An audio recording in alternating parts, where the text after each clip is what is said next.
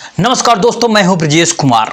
दोस्तों, क्या हुआ जब प्रयागराज महाकुंभ यात्रा के दौरान एक साधु को ट्रेन से नीचे उतारा गया। दोस्तों, साधु के इस अपमान की वजह से उस जगह पर जो चमत्कार हुआ उसे देख करके आपके भी रोंगटे खड़े हो जाएंगे। दोस्तों, महाकुंभ की तैयारी जोरों शोरों पर है और नए साल के दोस्तों शुरुआती महीने में प्रयागराज में जो महाकुंभ लगने वाला है, चारों ओर दोस्तों उसकी आखिरकार चर्चा है।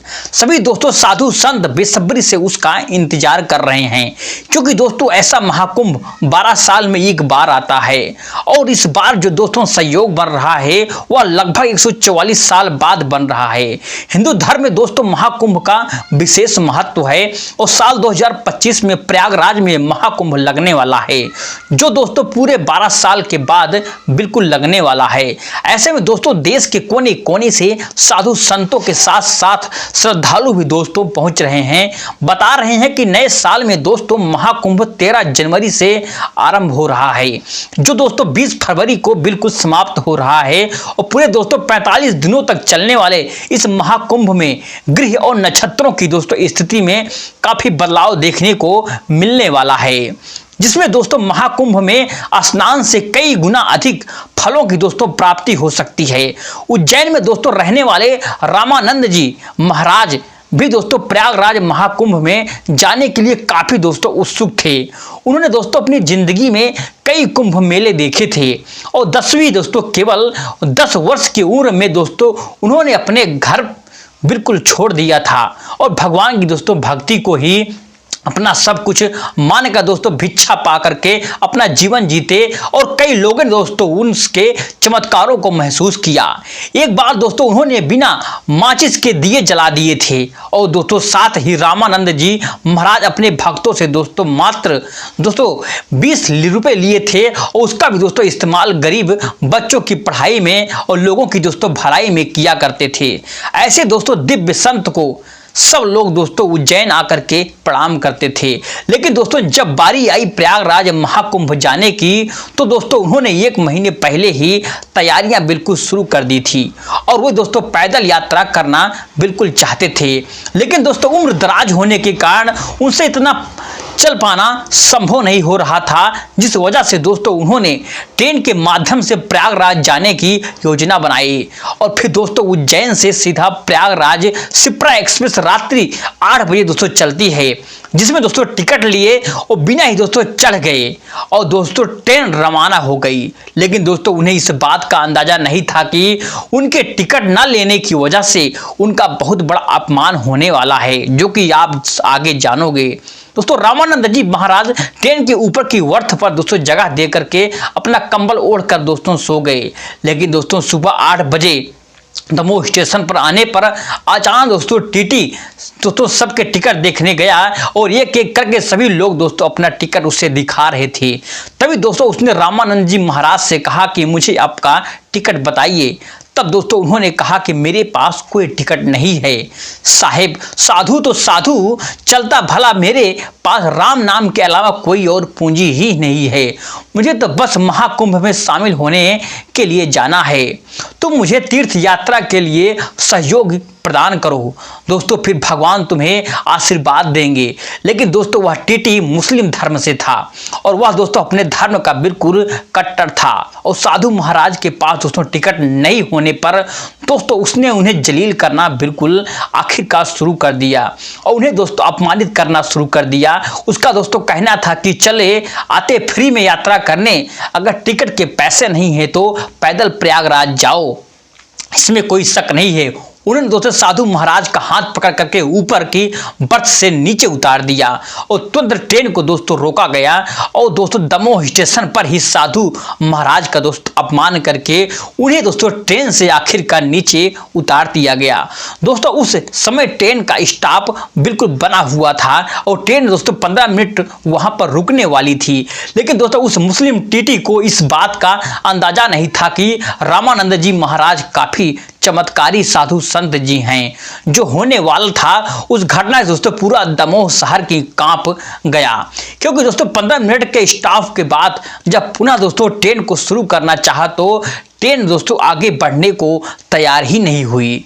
माना दोस्तों ऐसा लग रहा था कि ट्रेन एक ही जगह पर बिल्कुल जम गई हो। वे दोस्तों साधु महाराज सामने ही टेबल पर ध्यान अवस्था में बैठ गए थे। ऐसा लग रहा था कि मानो ट्रेन का इंजन खराब हो गया है और आधे से दोस्तों 1 घंटा हो चुका, लेकिन दोस्तों ट्रेन आगे नहीं बिल्कुल बढ़ पा रही थी और ट्रेन के पहिए आगे दोस्तों बढ़ने का नाम ही नहीं ले रहे थे। और कुछ मैकेनिक दोस्तों इंजीनियर भी वहां आखिरकार बुलाए गए और ट्रेन के इंजन को दोस्तों चेक कराया गया, लेकिन दोस्तों इसी बीच खतरा बढ़ता जा रहा था, क्योंकि दोस्तों आगे पीछे से ट्रेन आने की संभावना थी। लेकिन किसी भी तरह दोस्तों व्यवस्था संभाली गई और ट्रेन के इंजन को दोस्तों सही करने का आखिरकार प्रयास किया गया। लेकिन दोस्तों मैं बता दूं, जब इंजीनियरों ने ट्रेन को चेक किया तो पाया कि ट्रेन तो एकदम बिल्कुल सही है, कोई खराबी नहीं है, लेकिन सवाल यह उठ रहा था कि आखिर वो आगे क्यों नहीं बढ़ रही है। सब लोग दोस्तों बेहद परेशान हो चुके थे, लेकिन दोस्तों किसी को भी ट्रेन के दोस्तों कोई कारण समझ नहीं आ रहा था खराब होने का। रेलवे कर्मियों को लग रहा था दोस्तों शायद इस इंजन में कोई समस्या आ गई हो सकता ऐसे हो सकता है, इसलिए उन्हें दोस्तों ट्रेन के इंजन को बदलकर दूसरा चालू इंजन लगाना चाहा। लेकिन जैसे दोस्तों उस इंजन ने भी काम करना बंद कर दिया, जबकि दोस्तों वह एकदम सही सलामत इंजन चल करके यहां तक आया था। अब दोस्तों किसी को भी यह समझ नहीं आ रहा था कि यह चमत्कार आखिर कैसे हो रहा है, आखिर ट्रेन आगे क्यों नहीं बढ़ता है, चाह रही है। वह दोस्तों मुस्लिम धर्म का जो टीटी था वह दोस्तों बहुत ही परेशान हो चुका था। उसने दोस्तों भी समझ नहीं पा रहा था कि आखिर यह समझ क्या हो रहा है। तभी दोस्तों उज्जैन में रहने वाले एक शख्स ने उस टीटी को समझाते हुए कहा कि जिस बाबा को तुमने ट्रेन से उतारा है साहेब, वह कोई और नहीं है बल्कि चमत्कारी रामानंद जी हैं, महाराज हैं। यह दोस्तों उन्होंने बचपन से लेकर के आज तक कई चमत्कार किए हैं, जैसा कि आप भी जानते होंगे। तुमने उनका बहुत अपमान किए थे, उसको बहुत जलील किया आपने, धक्के मार कर यहाँ तक कि ट्रेन से नीचे आपने उतार दिया और बहुत बड़ा यह पाप है। इसी पाप का सिला तुम्हें इस रूप में मिल रहा है जहां पर हमारी ट्रेन आगे नहीं बढ़ पा रही है। मुझे ऐसा लगता है तुम ध्यान से देखेगे को अभी भी वह सामने कुर्सी पर बैठे ध्यान अवस्था में बिल्कुल बैठे हुए हैं, क्योंकि वह जानते हैं कि यह ट्रेन उन्हें लिए बिना बिल्कुल आगे नहीं बढ़ेगी और वे चाहते हैं तो यहाँ से जा भी सकते थे। लेकिन वे भविष्य जानते थे कि वे काफी चमत्कारी बाबा हैं। तुम्हें इस तरह से उनका अपमान बिल्कुल भी नहीं करना चाहिए था। जिसके पास उस मुस्लिम टीटी दोस्तों अपनी गलती का एहसास हुआ और दोस्तों उसने सामने बैठे रामानंद जी महाराज जी की दोस्तों पैरों में गिर करके दोस्तों आखिरकार उनसे माफी मांगा। उसका कहना था कि बाबा मुझसे बहुत बड़ी गलती हो गई है, पद और प्रतिष्ठा के अभिमान में इंसानियत को मैं बिल्कुल ही भूल गया था, मुझे समझाने का चाहिए था। साधु संतों ने दोस्तों इस दुनिया को बहुत कुछ दिया है। आज जब दोस्तों हमसे कुछ मांग रहे हैं तो हमारी दोस्तों जवाबदारी बनती है कि हम उन्हें तीर्थ यात्रा के लिए सपोर्ट करें। मैं अपनी इस गलती के लिए आपसे हाथ जोड़कर माफी मांगता हूं और कृपया करके हमारी ट्रेन में फिर से एक बार बैठिए ताकि हम हमारे यात्रा की शुरुआत कर सकें। रात को लोग दोस्तों लगभग दोपहर के 12 बज रहे थे और सुबह के 8 बजे से लेकर दोस्तों 12 बजे तक ट्रेन दोस्तों दमोह स्टेशन पर बिल्कुल खड़ी थी और उस दोस्तों मुस्लिम टीटी ने साधु महाराज से विनती करी और आगे पीछे से दोस्तों बहुत सारी ट्रेनों के आने के समय के नज़दीक आ रहे थे। अगर आप हमारे साथ इस ट्रेन में नहीं बैठेंगे बाबा महाराज, अगर यह ट्रेन आगे नहीं बढ़ेगी तो सैकड़ों यात्रियों की जान को नुकसान हो सकता है, बाबा खतरा हो सकता है। दोस्तों फिर रामानंद जी महाराज आज अपने भक्तों से दोस्तों बड़ा प्रेम करते थे और हर भक्त में दोस्तों भगवान का वह बिल्कुल स्वरूप देखते थे। वे किसी भी यात्री की जान को दोस्तों हानि नहीं पहुंचाना चाहते थे। लेकिन दोस्तों उन्होंने ट्रेन में चढ़ते से पहले दोस्तों टीटी के सामने एक शर्त रखी। सबसे पहले शर्त थी कि अगर कोई भी साधु या कोई भी असहाय व्यक्ति इस ट्रेन में बिना टिकट अगर चढ़ता है तो तुम्हें इसकी समस्या का समझ करके उसका सहयोग करना होगा। तुम मुझे वादा करो, ना कि उसका अपमान करना है।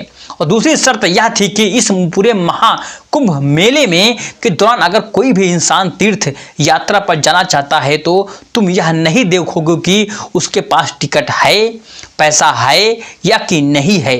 तुम उस यात्रा में उसका बिल्कुल सपोर्ट करोगे, जिससे तुम्हें भी उसका पूर्ण फल आखिरकार प्राप्त हो सके। क्योंकि किसी को तीर्थ यात्रा करना बहुत ही ज्यादा पुण्य कार्य होता है। किसी ने दोस्तों रामानंद महाराज की दोनों शर्तें दोस्तों टीटी ने मान ली, स्वीकार कर ली और दोस्तों फिर उन्हें सम्मान पूर्वक दोस्तों उसी टीटी ने दोस्तों बिठाया जहां पर दोस्तों अब पहले बैठे हुए थे। और दोस्तों फिर चमत्कार ऐसा हुआ कि जो दोस्तों इंजन पिछले 5 घंटों से दोस्तों बिल्कुल बंद पड़ा था, अब दोस्तों एक तेज आवाज निकली और आगे बढ़ने के लिए दोस्तों तैयार हो गया। जैसे दोस्तों लोको पायलट ने ट्रेन को आगे बढ़ाना चाहा दोस्तों, इस बार ट्रेन के पहिए दोस्तों आगे बढ़ने लगे। मानो दोस्तों रामानंद जी के दोस्तों आदेश पर एक जगह पर बिल्कुल जम गए थे। अब दोस्तों उनके ट्रेन में बैठते ही दोस्तों ट्रेन के पहिए भी आगे बढ़ने लगे। यह दोस्तों बहुत बड़ा चमत्कार था जिसे दोस्तों ट्रेन में मौजूद हर दोस्तों एक यात्री ने महसूस किया। और दोस्तों यह रामानंद जी दोस्तों महाराज के दास बिल्कुल बन गए। और शाम को दोस्तों तकरीबन 4:30 बजे 5 बजे ट्रेन दोस्तों प्रयागराज पहुंची, जहां दोस्तों रामानंद जी महाराज के उतरने का दोस्तों इंतजार कई लोग उनसे मिलने आए और उनके दोस्तों इस चमत्कार को महसूस किया।